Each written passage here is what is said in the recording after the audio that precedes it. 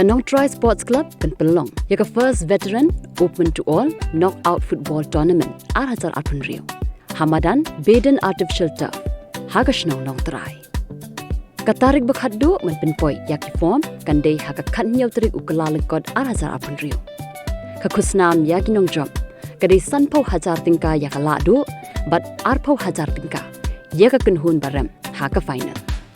Kabayrung na kabenta ka way ka team kandai san hajar tingka. Yaka boyna la nika advance.